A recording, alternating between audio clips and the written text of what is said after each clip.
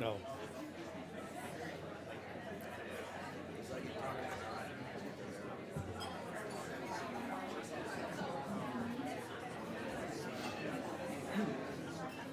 State University, Robert Conrad, and the Payne Fund.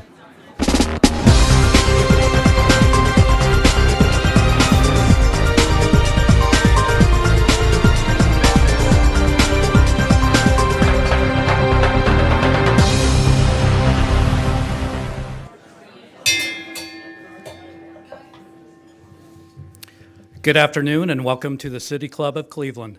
I'm Brian Stubbs, Executive Director for the Cleveland Water Alliance.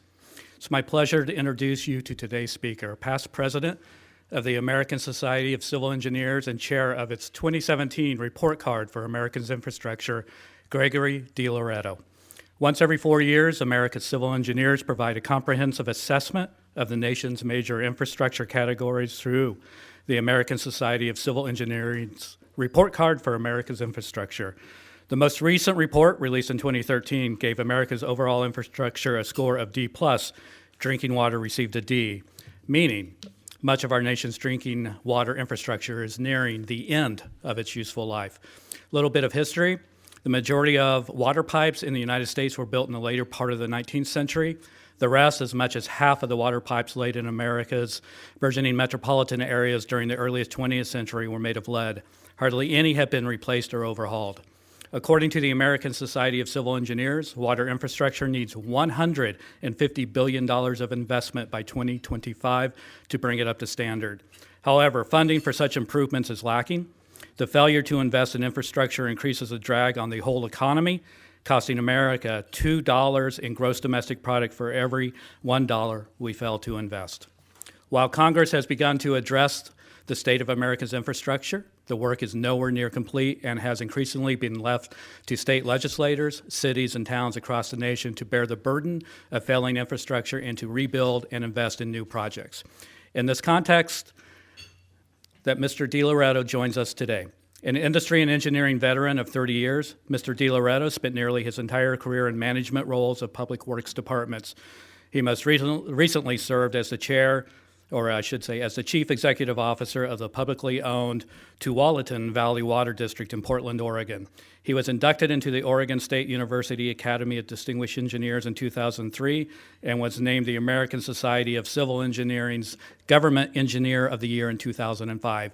He currently serves as the chair of the 2017 report card for America's infrastructure.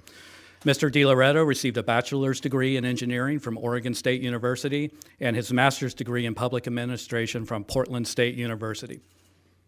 Ladies and gentlemen, members and friends of the City Club of Cleveland, please welcome Mr. Gregory DiLoreto.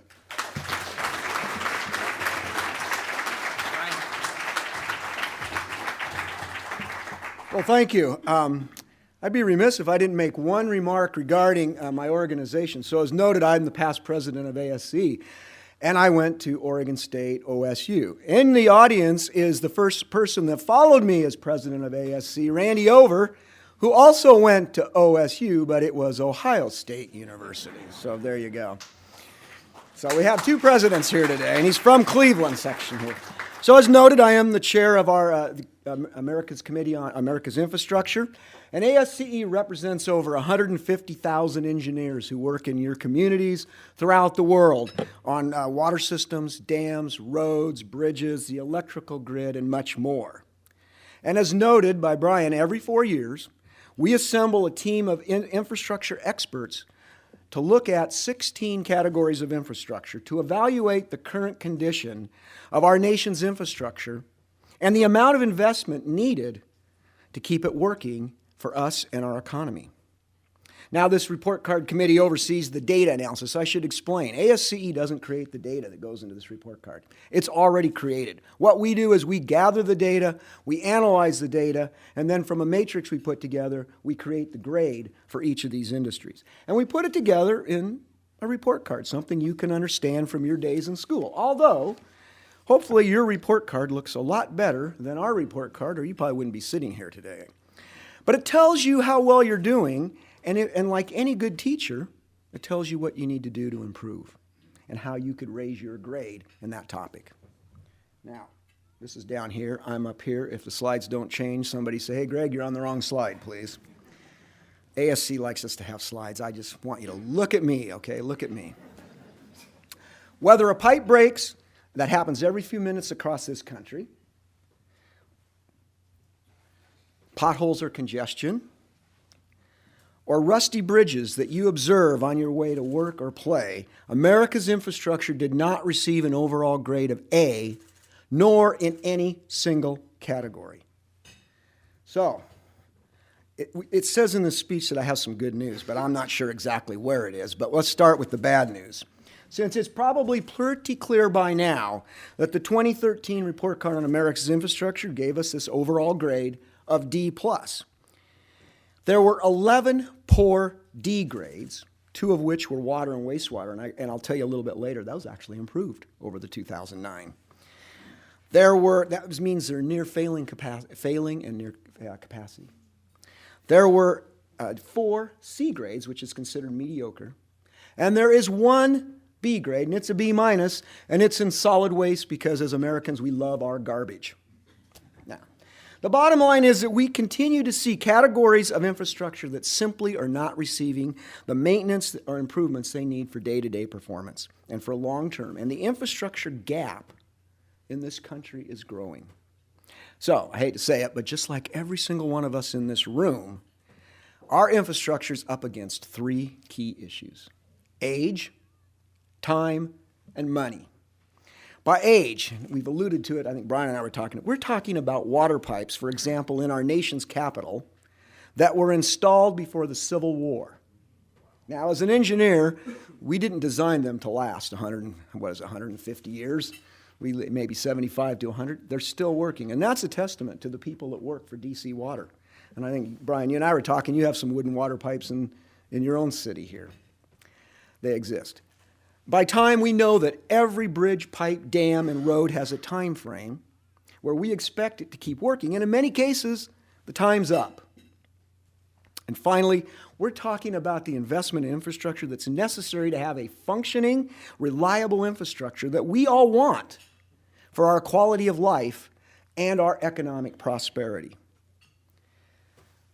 Folks, America now has a $3.6 trillion backlog of projects to maintain and modernize our infrastructure by 2020. That's a 3 with 12 zeros and some change. That's to bring it to a grade of B. You know, as engineers, we're not standing up here and saying we got to have an A, although most of us wanted that in school. We're saying a B is good enough. It makes it good condition, meets our capacity needs. We need to get it to a B. Of that, water and wastewater account for $150 billion of that need. Now, it's a big number. And I got to believe for most of us, it's a number that's just kind of overwhelming and you just, forget it. But let me put it in perspective. You could buy all of the sports teams in the United States with the money we need to invest in infrastructure. Drinking water or basketball? It's a hard choice, I know. Now, here are some 5 facts I'm going to take from the 2013 report card that show the challenges America's infrastructure is being faced with and the impact to people like you and your businesses. Okay, especially in our older cities, much of the drinking water infrastructure is old and reaching the end of its life. And you think about the roof on your house, right? You can maintain it for so long and then you have to replace it. I had a wooden shake roof on my house, built my house. Every 5 years I had the roofer come out, do some repairs, replace some old shakes. Finally, 2 years ago, house 30 years old, he goes, Greg, can't do that anymore. You got to replace your roof. So I had to replace the roof. In the U.S., the age of our pipes is showing. There are 240,000 water main breaks per year in this country. I'm sure none in Cleveland, right there. They're all working fine, right? While you're here listening to me this morning, there'll be a pipe break every few minutes. And by tonight, when you lay your head on your pillow, there will have been 600 pipe breaks in this country, disrupting commerce and communities across the country, sending workers home, causing a loss in their wages, closing businesses, no income for that day, and inconveniencing us in our everyday lives. Just ask the folks in Flint, Michigan, how inconvenient it is not to have safe, reliable drinking water. Our nation's inland waterways and rivers are the hidden backbone of our freight network. They carry the equivalent of 51 million truck trips each year. Yet those marine highways are on average facing 52 service interruptions each day throughout the system. Projects to repair and replace aging locks and dredge channels take a long time to approve and complete, which makes the problem worse. In fact, inland waterways in our report card got a D-. It's just barely above failing. 1 in every 9 bridges in the U.S. is rated structurally deficient. Now, if you haven't seen the YouTube video done by Stephen Colbert, you got to watch it. Because he points out, well, that means you have an 88.9% chance of making it safely across the bridge. Now, while structurally deficient doesn't mean that they're going to fall down, it does mean that more than one of their elements is caused to be flagged for increased inspection. Essentially, structurally deficient bridges are on a special watch list for the safety of the traveling public. And the fact is, we don't think about it. We drive across the bridge every day. We have confidence that it will get to the other side. U.S. dams provide drinking water, hydropower, and flood control. I know the water agency that I ran, our water was stored up in a reservoir up in the mountains, and that dam actually happened to be sitting on the Cascadia subduction zone fault line. Smart move back in 1973 before we knew that. There are more than 4,000 deficient dams spread across this country, and about half of those have high-risk designation. What that means, that a significant number of people, property, and lifeline facilities are below the dam. And then we have America's energy grid, which is only as strong as its weakest link. Investment in power transmission has increased since 2005, but if you talk to your electrical folk friends, they'll tell you the issue there is ongoing permitting issues, and weather events and some limited maintenance have contributed. We're a society that relies on our cell phones and power for everything. And it's estimated that it costs businesses $1,000 for every hour of power interruption. Now, where I live, the largest employer in Oregon is Intel. And they will tell you that relates to water as well. And that for every hour they're out of business, it's $10,000 that they will lose because of a water pipe interruption. So we try to make sure that doesn't happen. If the power's not on, we're not on. And remember, infrastructure is a system. Now, today we kind of wanted to talk about water and wastewater, but the fact of the matter is these things all work together. So we could have a great wastewater system, discharges the effluents are meeting all standards, it's perfect. But the electrical system isn't. And wastewater treatment plants are one of the largest users of electricity, one of the biggest customers. So if that electrical grid isn't working so well, plant's probably not going to be working so well. And the same is true with with water. Now, where I live, we got lots of hills and mountains, and we rely on gravity a lot, so that's a little bit better. But we have pump stations.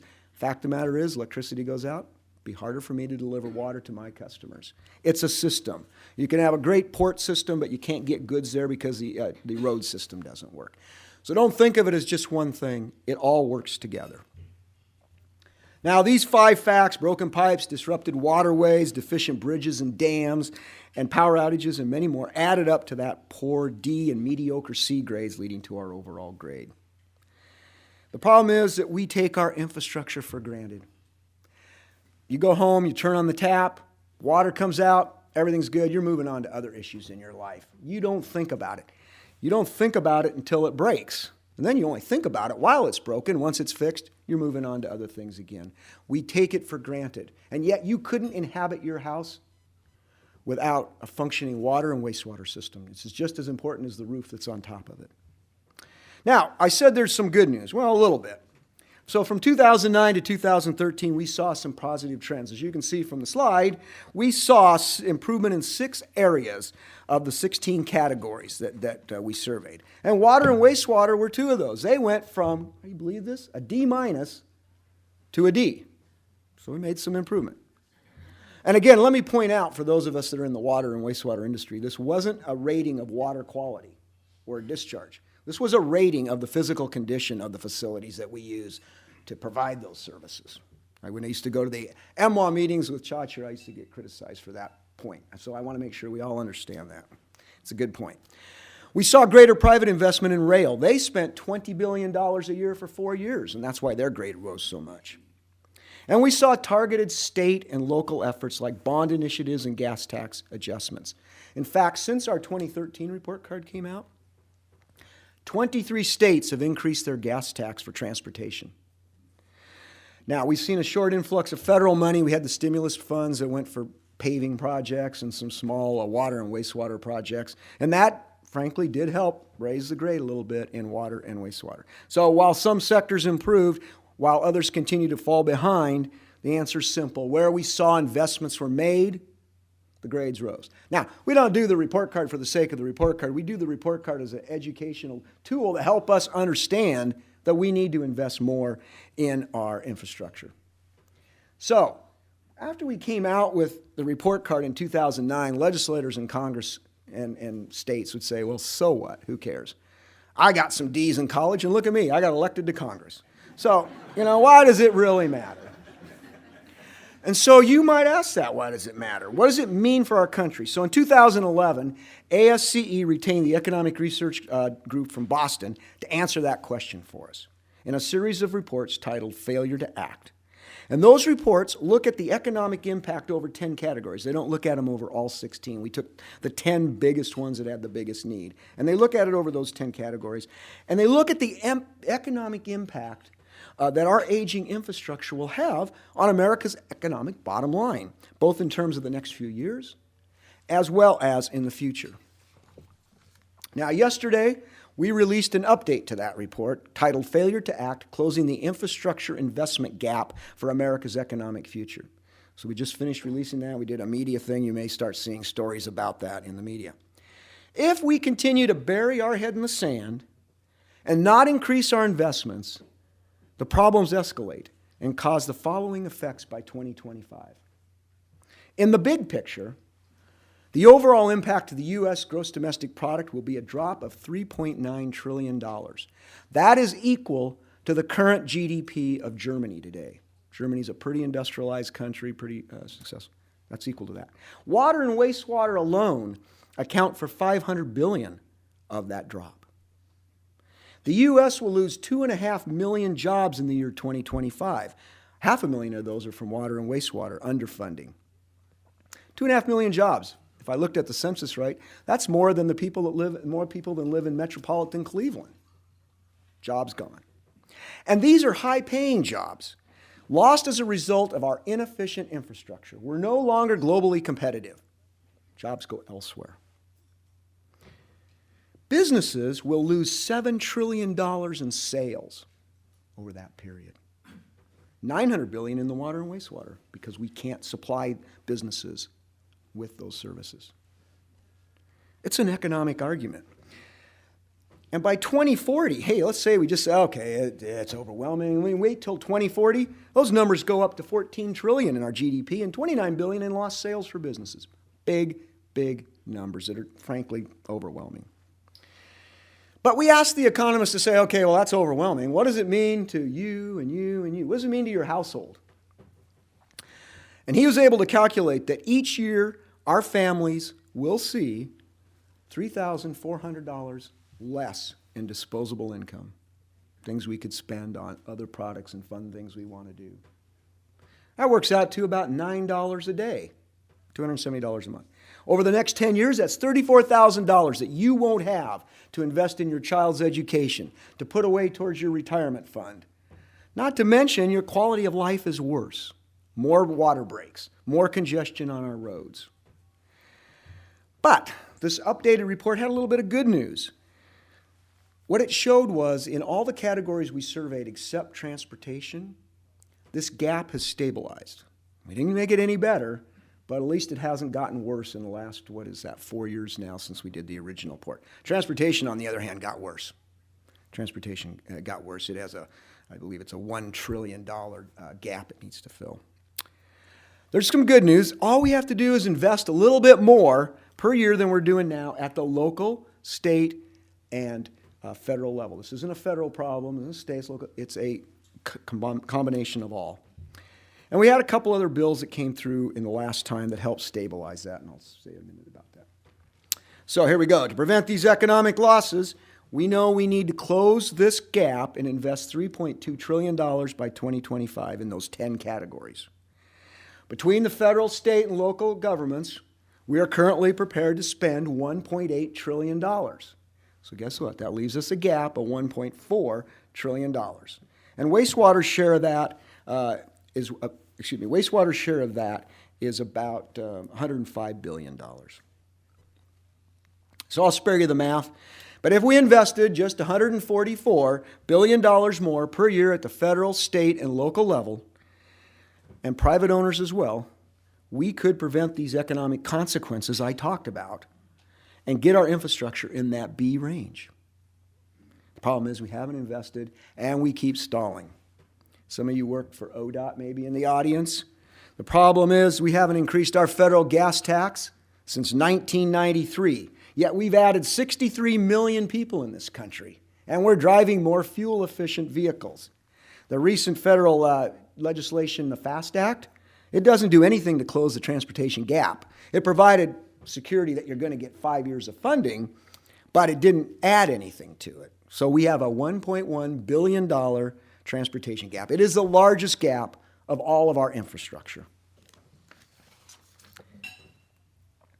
And we're not the only ones at ASCE that see this need and the opportunity that infrastructure presents for the U.S. In a recent report by McKinsey & Company, they chose infrastructure investment as one of the top 5 game changers that could turn the U.S. economy around by 2020. And we have a lot to lose and even more to gain. We agree with their statement. In the short run, they found that infrastructure could add substantially to our GDP. And they've calculated or evaluated how long-term gains are going to rival some of those other game changers. Everyone is affected by infrastructure. Everyone. Whether you work directly in that industry or your business benefits from that industry. Now, when you look at it as a percentage of GDP, you see that the U.S. has a more significant gap than its developed counterparts. However, it's worth noting we only spend about 1% of our GDP on infrastructure. And we only need a 1% more increase to turn it around, to strengthen that. It's interesting to note in the 50s and the 60s, we were spending somewhere around 4 to 5% of our gross domestic product on infrastructure. You know, we were building the interstate highway system. Early 70s, we were building wastewater treatment plants. We had the Safe Drinking Water Act. We were spending real money on our infrastructure during those years. So we believe that while we've got a $1.4 trillion problem on our hands, there's 3 solutions that we believe will help improve the grades in every infrastructure category. First, we need bold leadership and a compelling vision. Kind of hard to come by, but we need that. That strong vision has to originate with strong leadership at all levels of government, at the federal level, at the state level, and to local level, to find solutions to fund and to build infrastructure projects. Now, we're seeing some bold leadership. Those 23 states that passed a gas tax, that was pretty bold leadership. And those weren't all Democratic states, by the way. Wyoming, for example, with a Republican governor and a Republican legislature, passed, I think it is a 10-cent gas tax increase. So it's doable regardless of what side of the line you might be sitting on. We've seen city councils pass water and wastewater rate increases. The organization I used to work for, we did a rate increase every single year. Communicated with our customers, rate increases were able to be kept small, and we were able to fund our system. It took every single year to do that. So we're seeing that kind of leadership. But in order for that kind of leadership to occur, Americans need to let their elected officials know that they want a functioning infrastructure, that it's important to them for their economic prosperity and their quality of life. They got to hear from us. We also need to build sustainability and resiliency in these projects we design. We can't have Hurricane Sandy's coming through and ripping out everything we did. We've got to think about that in the future. And we've got to do life cycle costing. You've got to think about this thing from the start till the last day that you decommission it and design and build it that way. It's cheaper in the long run, and it will last longer and perform better for us. And finally, we've got to agree on how to prioritize and fund strategic new investments. This problem didn't occur overnight, and it's not going to go away in one day. So we got to fund it. While infrastructure investment has to be increased at all levels, it's got to be prioritized and executed according to a plan and a national vision. Again, the good news is that the grades did improve in a number of categories, which is evidenced by these key solutions. Now, a couple of things. Chach mentioned that you folks are spending a lot of money here. And when we did the 2009 report card, we were criticized for that. We were criticized as only presenting bad news. So in 2013, we did some examples throughout the report card of good things that agencies were doing in the name of investing in infrastructure. And we will do that again, but in the 2017 one, we've done a thing called Game Changers, where we go out and we talk to agencies. So what are you doing that's different, that maybe will decrease the cost of infrastructure, that may be setting a trend for the future? And we will add that as well to whatever news we come out with. My personal favorite is the area that my water utility was. It was a wastewater utility. We were side by side. And their latest thing is, as you know, Portland's kind of the microbrew capital. Well, the beer folks have embraced the notion of reuse of wastewater to make beer. And I think if that's not a game changer, I don't know what is. So the question then becomes, what can you do? We're having this conversation. This is a conversation, Dan tells me. So we're having this conversation. What can you do? Because I've talked about some big numbers, right? You're going to forget it. You got to keep the dialogue going. It sounds funny, but you need to have this conversation about infrastructure around your kitchen table. You've got to have this conversation. Now, I'm sure you have it. When you come home after spending time sitting in traffic and you're grumbling about how bad it was, I'm sure you had it. In fact, do you know Americans spend about 35 hours per year stuck in traffic, almost 1 week, just stuck in traffic? When that water line broke, I'm sure you had the conversation because it was an inconvenience to you. So you had it on the table. Water line got fixed. You moved on to something else. You got to have this conversation about infrastructure, which is a word in itself that needs defining. There's a group called Build America's Future, which was founded by former California Governor Schwarzenegger, former Pennsylvania Governor Ed Rendell, and former New York Mayor Mike Bloomberg. And so the story goes, when they were forming it, apparently somehow Governor Schwarzenegger's kid was in the room, and he pipes up, "Daddy, what's infrastructure?" And he looks at him and he goes, "It's what Daddy blows up in the movies."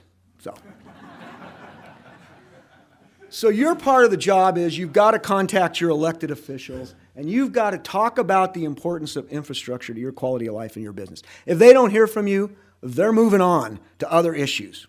You have to recognize that an investment in infrastructure, it doesn't come from a fairy godmother. I don't know how many times I'm doing a media interview, and the reporter will say, "Well, Greg, how do we pay for this?" Each and every one of us that uses the infrastructure is how we pay for it. It's a user system. No matter what it is, it's a user system. You know, we can talk about the federal government paying for it, but who's that? That's us. We can talk about the city council doesn't pay for it. That's us. We have to commit to it, that's important. So then I ask you, are you willing to pay your share of the additional $1.4 trillion we need? Now, does anybody out here have an additional $1.4 trillion? If you do, give me a check. I'll be the one to dispense it out to the agencies, and this problem's solved. Given that I don't think you do, it sounds like a lot of money, but think about this. It's only $3 per day per household, or about the price of a cup of Starbucks latte. And that's a household. So, if there's 4 of you, one of you can still have the coffee and share it with the other person. You don't have to give it up altogether. But are you willing to give up $3 a day for, to pay for this? Remember, poor infrastructure is costing us $9. If you're spending that, you're losing that. Good infrastructure will cost us $3. That's a $1 to $3 return. I know my IRA is not getting that kind of a return right now. Would you support a gas tax at the federal level or state level to fix those deficient roads and bridges? We had an opportunity when gas prices were dropping like a rock. 10 cents, we wouldn't even have noticed it. We'd have passed through that and passed on out of it. We didn't do it. Would you support an increase in your water and wastewater rates so we could fix these 240,000 water main breaks a year? One of the problems is, and I'm guilty too. When was the last time, and maybe some of you did, I hope, go down to your city council meeting or your district meeting during the water rate or the wastewater rate hearing and go, you know what? This is really important. I want to be able to drink water out of my tap. I don't want it to fail. I want to flush that toilet and know that it's leaving my house. Have you done that? And we don't. We tend not to do that, and we need to if this is going to change. Bottom line, making needed investments in infrastructure will help save American families and businesses billions of dollars. Without action, it's going to cost us. Here's the bottom line, folks. America's infrastructure bill is overdue, and it makes far more sense to pay for it than to keep adding up those costs and passing them on to our kids and our grandkids. I close by encouraging you to get the facts on your particular report card. Again, we're going to release our next report card in March of 2017. So we'll have, look for it. We'll have some of those things that people are doing right. We'll have some game changers in it. And we'll have the grades. Thank you very much. And I guess I can take a few questions if that's...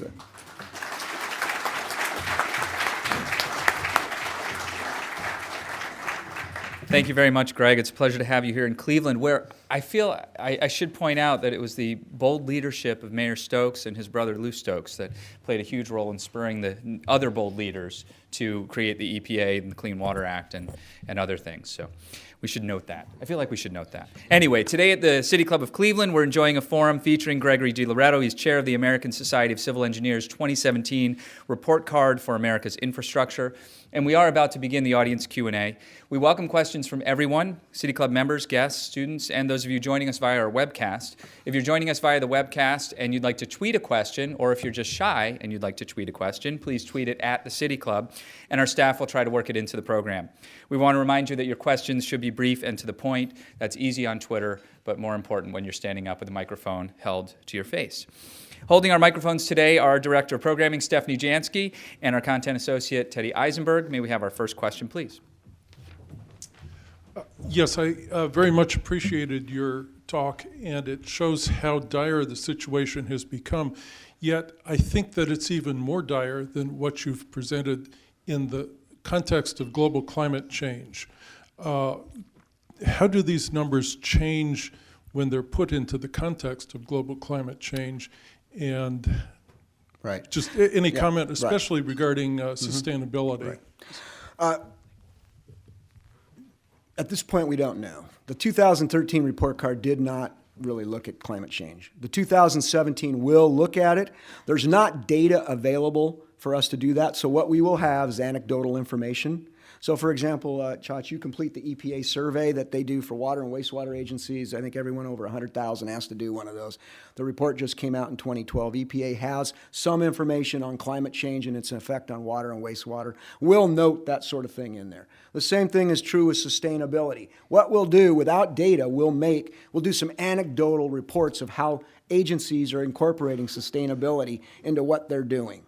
And we'll do the same thing with life cycle costing. We'll do some anecdotal stuff. So where we don't have data, we'll go ahead and do it that way. Probably won't affect the grade because we don't have data to help us drive the grade. Yeah. Hello, and thanks for coming. I worked for the City of Cleveland Engineering Department for almost 35 years, and I wish you would break the infrastructure needs up into 3 areas and prepare a recommendation for funding them. First, you have the public roads. Then you have the public-owned utilities, which by at least law in Ohio, they cannot send money to the general fund. Then you have the private-owned utilities. Thank you. You bet. And we've talked about funding. We stay away from it, not because we're opposed to it. In fact, we support all types of funding, and particularly when it comes to transportation. ASCE is on record as supporting an increase in the federal gas tax, but we're also on record as supporting vehicle miles traveled. So we don't put our report card together to try to specifically decide how methods you fund because they tend to be area specific, and we do them differently. Water and wastewater, we've talked about that. It's a user-paid system. That's what it is. Now, there might be other ways of getting revenue in, but it's paid by the users back. Other questions? You made a very compelling argument about, number one, the importance of being informed, and then number two, being proactive in order to get some of these things done. Are there any best practices anywhere or any centers of excellence where people are especially focusing on the young, not only the millennials, but really young children, because they're the ones who are going to inherit this problem? Right. That's a great point, and we've talked about that in our report card. So our organization, we span the globe from retired folks all the way down, and we reach out into children as well. And so as we're putting together the 2017 report card, we've been having that very conversation. How do we get this message to children in school? Because I was in the water industry, and water conservation was a big thing when we were doing our thing. And how did we get that successful?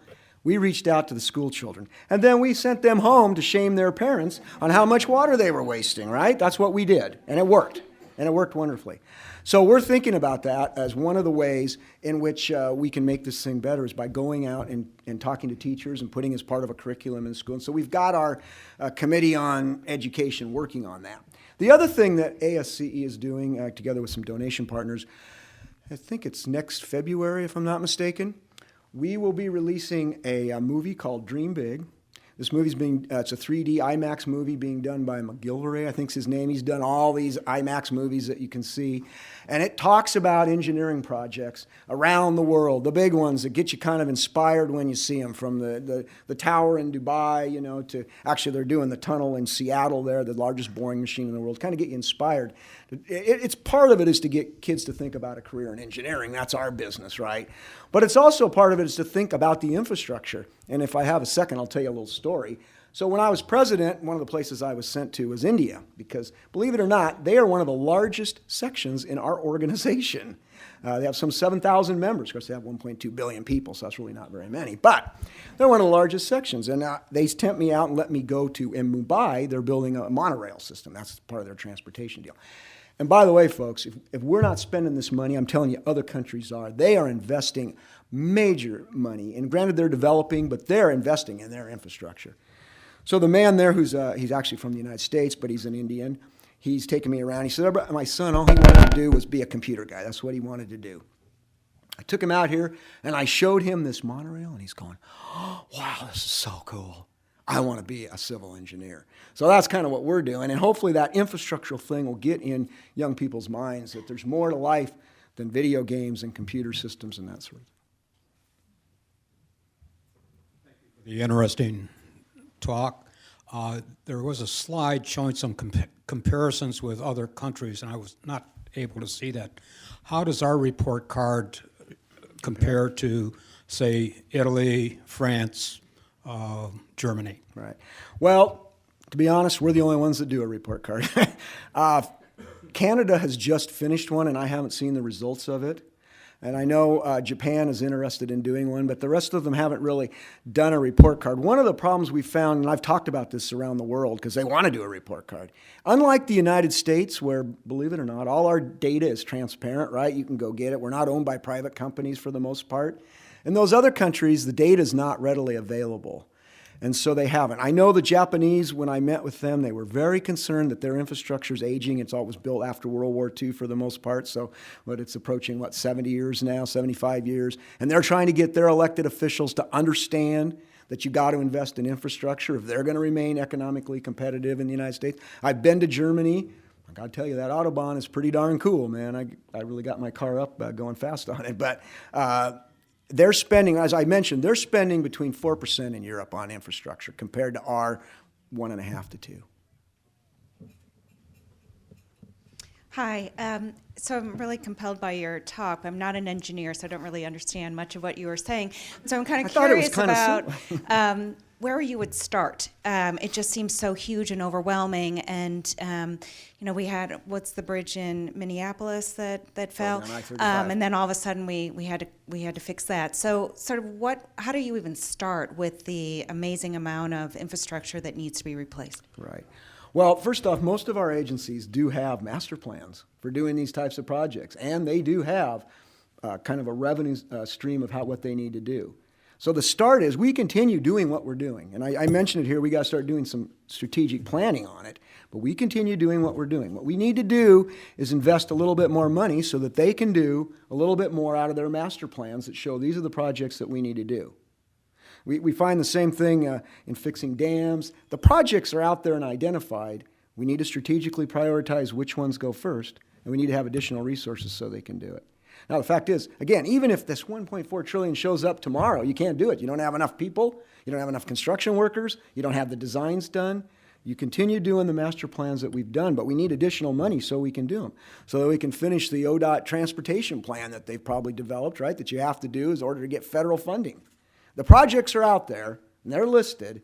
We need additional money so we can start doing those that are on the list and moving up. Hi, my name's Erin Huber, and I'm with a local nonprofit called Drink Local, Drink Tap, and we do work in schools with kids, so I'm glad that you brought that point up. It's important to talk to them about water issues. My question, though, is more related to the people who, the users who aren't rich or not living in rich areas. I was just in Flint. We live in Cleveland, where the tax base isn't as great as it could be. What way forward do you see for everybody having access to clean water and sewer treatment facilities? There's no question that that's a tough issue, and every utility I know faces that issue. But it's a social justice issue, right? And I don't have a solution for it. It clearly is an issue, though, of somebody having to pay for the system, right? And it's a transfer of who will pay for it, and that becomes a problem. And in fact, that's why we elect people to help us do that, to kind of make those calls. I do engineering and public policy kind of things, and I can advise somebody, but that's what they have to decide. How is that transfer going to occur, and how is it going to happen? The agency I worked for, Brian and I were talking about it. My organization, we weren't in that kind of business, so we went through an organization called Care to Share. And we actually took donations from our customers, and you'd be surprised the number of our customers that donated money to help those people. And during the 2008 recession, it was really gut-wrenching, to watch that. It was terrible. We took donations from those, and that actually we had more money to fund than we had people that needed it.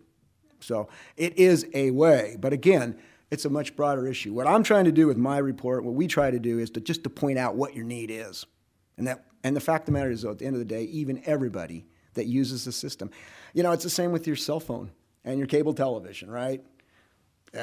And that's a question that I always bring up, when I'm comparing my dish network with 65 home shopping network channels, or my water bill, which I got to tell you is 1/3 of my satellite dish, and I don't even get any premium channels. I'm asking myself, which one's more important and which one I could live without? I got to tell you, I could live without that satellite dish, except for sports. I got to figure that one out. I could live without it, and I can't live without water, and I can't live without wastewater. And I've been to countries where you couldn't drink their water when I was doing the president deal, and that was just awful, So. Hi. Can you tell us a little bit about the process that you use to come up with the grades, and how is it that you have it's something as a D and maybe isn't a C or D minus or something along those lines? Yeah, to some degree, a little bit of that is subjective.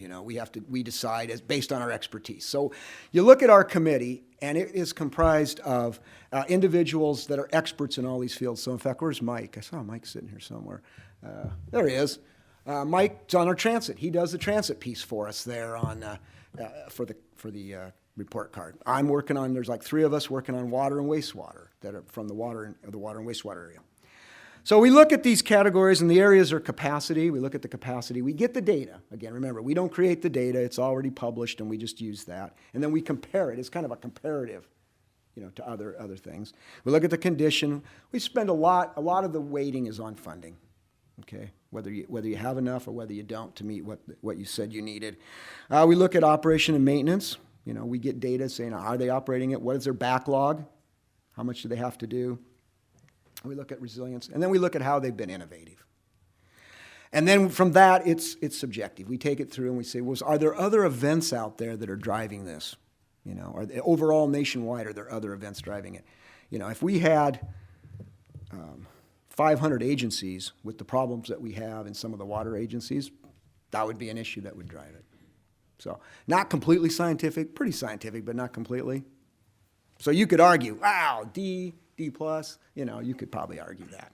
Doesn't matter. D plus is bad. You're not going from a D to an A. It's not going to happen.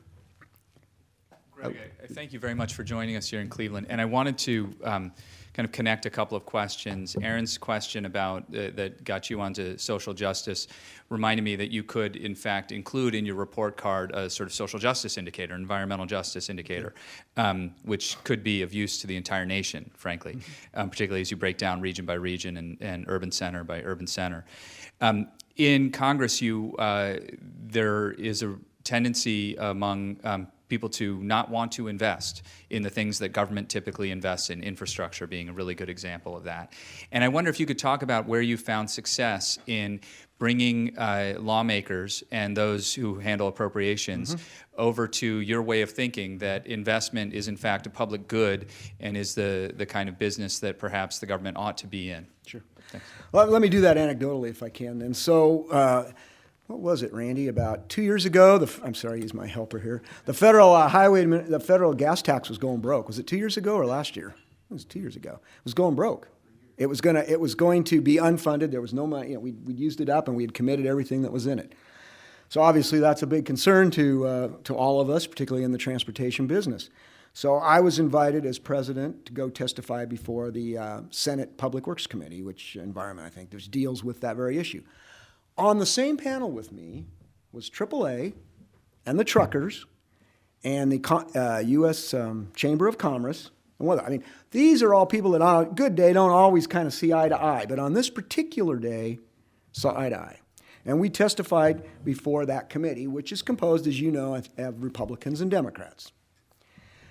Nobody there said we shouldn't invest in infrastructure. The Republicans were as adamant about it as the Democrats. The problem was kind of how do you pay for it and who pays for it, but they all agreed to do it. And the FAST Act is an example of that. Again, the way those things come together, and it was the same with the WRDA bill, the Water Resources and Reform Development Act that benefits water and wastewater, those things came together because people in this room called up their elected officials and said, we need you to do this.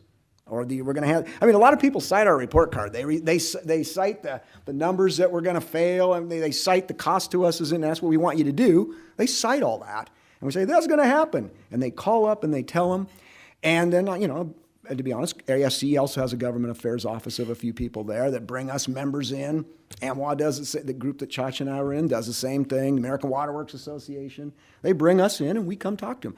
It's effective. It's effective if you make that case and you make it with enough people saying it needs to be done. But in my limited experience, and I actually had a congressman tell me this, so I guess it's kind of true, right? In my limited experience, I have found they'll tell you that infrastructure isn't a partisan issue. It might be partisan how they pay for it, but in terms of having infrastructure, they understand it. Now, there are some people that they don't understand a lot, and so maybe that's going to be an issue. But by and large, they tell me that's not our issue, So. Hi, thank you so much for joining us this afternoon here in Cleveland. Kind of three quick questions put together very quickly. One, do we see that private companies versus public or government-funded organizations delivering infrastructure, is one doing a better job than the other in delivering services and making long-term investment in their infrastructure? And two, does the report card call out innovative practices specifically with funding these large-scale projects that are having success in different parts of the country? And if so, could you elaborate on one or two of those that jump out? Thank you. One of our solutions, of course, are P3s as an opportunity for P3s, if you know, that's public-private partnerships. So that's one of the solutions that could be used. We're not seeing necessarily one doing better than the other. Certainly in railroads, they can raise their money, and maybe that's a little different than if the wastewater agency here goes out and has to raise rates. But we're not necessarily seeing that that's that much different. We're seeing some cases where, we hear this conversation, well, let's privatize the wastewater agency, or let's privatize the water agency. They've tried that. And it didn't work because those people expect to get paid back. And if your rates are already too low, they're not going to be high enough for those folks to be able to make enough efficiencies, if they can make any more efficiencies than you're doing, which, to be honest, I haven't seen enough, to make that work. It's a partnership, okay? Now, the electrical folks have told us, anyway, that in terms of investment, they're pretty good on that. Their problem is in permitting new facilities, and that's their biggest problem in getting facilities permitted. But again, it's one of those where you've got to figure out what works best. And I know the agency I worked for, I was talking to Brian here, I did have a private agency run the water treatment plant because they had an expertise no one had in our organization or any of the organizations, and I wanted to assure the public that expertise was there. And so that made perfect sense, it was cost effective, and it worked. Thank you for coming to speak today, Greg. My question is, you identified $3.7 trillion of improvements. How long would it take to implement all those projects? A long time. Long time. Well, you got to remember, though, we're talking that kind of money over, what are there? How many agencies out there are doing it, right? So it's not like one agency has to implement $144 billion a year for the next 10 years. It's a whole bunch of agencies that have to do it. And so I don't think it's unreasonable to think that if we could close the gap, that we could actually do that we could actually, as a country, spend $144 billion a year and do projects. Now, we have some challenges, as anybody that works in the industry knows. We are a very collaborative society, right? So we work together with all the other agencies that are around us to try to make these things come together. You do an environmental impact statement. You work with a lot of agencies and people to make those come together. That takes work. But the fact is, you could do that. And so, it's not unreasonable to think that an additional $144 billion spread across the entire country might not be able to be done. And maybe it takes a little bit longer. Gosh, we just got to get started. How you doing? Great talk, very informative. Robert Davis, Director of Public Utilities for the City of Cleveland. As a part of the Water Utility Council, we go to Washington, D.C. every year and solicit our congressional leaders with regard to WIFIA, Water, Wastewater Infrastructure Innovative Act. And so I wanted to know if you can update us a little bit on where that is in terms of tax-exempt bonds and things of that type nature as we move forward, because obviously funding and coming up with the funding sources is we know the need is there, but now we need to figure out how to fund it. Well, it's a great question, and I don't have all the answers. I only have what I've heard from our government folks, so it's a partial answer. I know we've had an issue with getting WRDA funded to the level that it was supposed to be funded when the bill was passed, what was that, 2 years ago, I think it was. And so certainly ASCE, amongst other organizations, we do our fly-in every year, and we go up and that's been one of our talking points. So I hit both my senators and my congressmen about that issue. I'm in a Democratic state. It's not hard to talk about that kind of an issue. So that was good. In terms of WIFIA, the same thing, trying to get adequate funding for WIFIA. So, but I do know, at least I was told, that the tax-exempt piece is now in there, okay? So and in fact, when it was going through, we argued, don't make it taxable bonds. Who's going to sell them, right?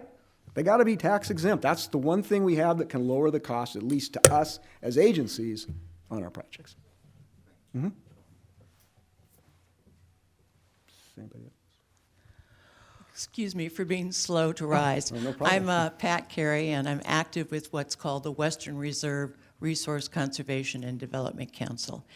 And our primary emphasis, of course, is on preserving natural resources and using them expediently when needed for development.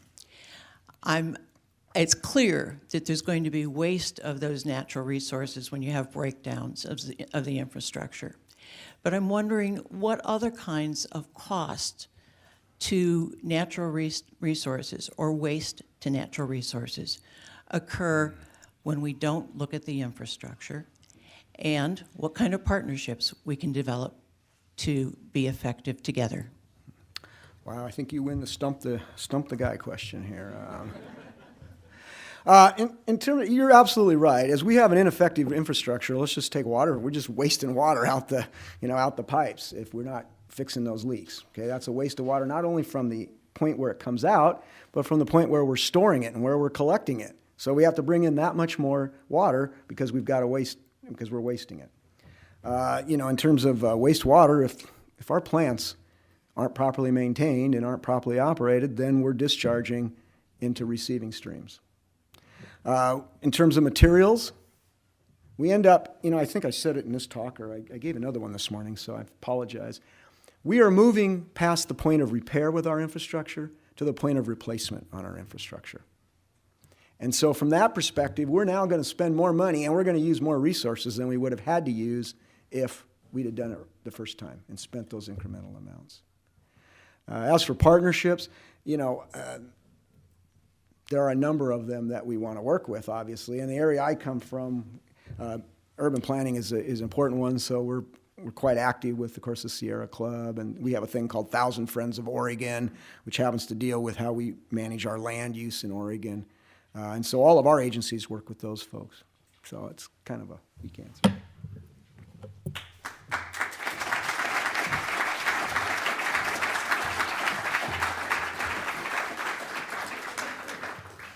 Today at the City Club, we have been enjoying a forum featuring Gregory DiLoreto, Chairman of the American Society of Civil Engineers 2017 Report Card for America's Infrastructure. Today's forum is part of a year-long series examining the value of water, sponsored by the Northeast Ohio Regional Sewer District and presented in partnership with the Cleveland Water Alliance. We thank you both for your support. We also thank our table sponsors, the ASCE Cleveland section and the City of Cleveland's Division of Water, and our hospitality partner, the Metropolitan at the 9 Hotel.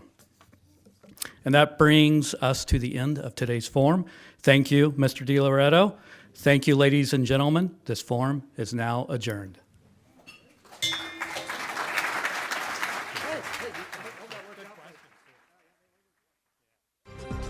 For information on upcoming speakers or for podcasts of the City Club, go to cityclub.org.